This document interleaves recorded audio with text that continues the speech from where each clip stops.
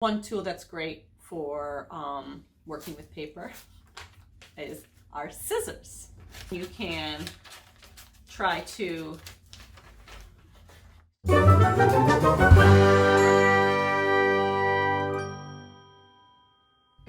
Hello, Chicago Children's Museum family.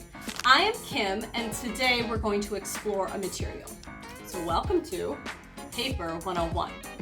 Today I'm going to show you a couple things that paper can do, but it's really up to you what you want to tinker with or make with the paper. So first up, different kinds of paper. There are so many different kinds of paper, and certain kinds of paper are going to be better to use depending on what you want to use them for. So my suggestion is collect lots of different kinds of paper. Big paper, small paper, thin, thick. I would look around your house for paper. That's my favorite way to collect paper. So old notebooks, old coloring books, that piece of wrapping paper that is just too small to wrap anything with, collect that. I would also ask the adults if you can collect paper like magazines or paper that has some writing in it. You want to make sure they're not using it for anything.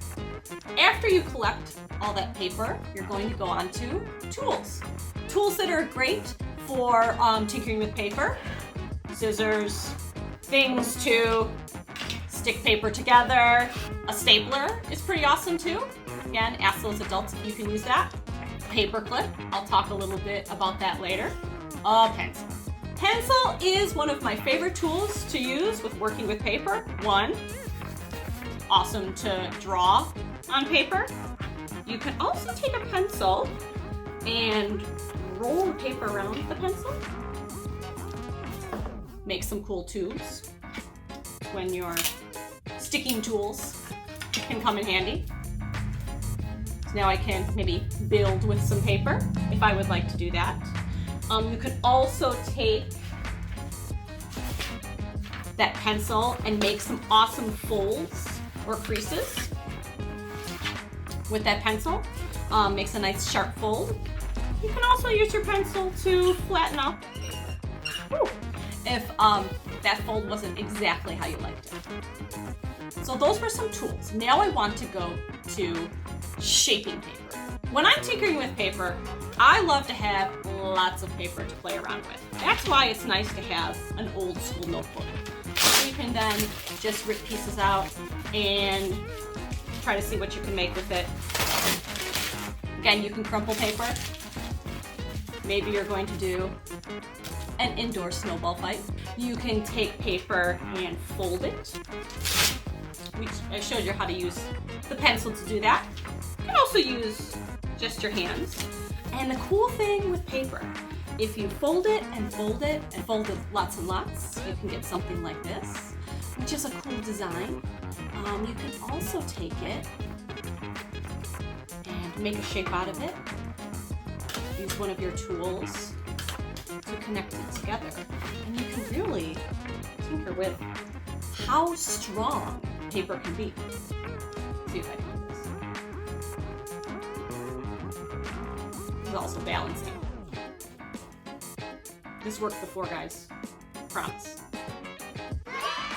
So sometimes to make a cool shape, you need to anchor your piece of paper, which is attach one end. So here I have just a line of paper. I'm going to anchor it to the table. And then I can start playing with it. So maybe my line of paper is turning into an inchworm. Maybe I can roll it around a little bit. Maybe my line of paper is going to be the start of a paper roller coaster. So those are some ways to shape paper. Now we're going to go to attaching paper. So folds or tabs are one great way of attaching two pieces of paper. So if I had a piece of paper like this, piece of paper like this, they're both pretty flat. There's really not much surface area to attach my paper together. So if I take one of my pieces of paper and fold it, I get a nice tab. Let's see there. So now there's more surface area to attach my piece of paper together. together. So maybe my paper roller coaster goes into a Shark Tank. So you can also do this with a paper tube. There's two different ways to do this. I'll show you both. First off, for both ways, you're going to take that tip of the tube and cut it off so it's nice and flat. One way to attach a tube is to cut 1, 2, 3, 4 little cuts in the paper. And again, we talked about tabs. I'm just gonna fold down those cuts I made. Now I have lots of surface area to attach my tube to something. Another thing you can use, remember I talked about that paper clip? I'm gonna take that paper clip, fold it into an L, and use some more tape to attach one end of that paper clip to my tube and another end to over here.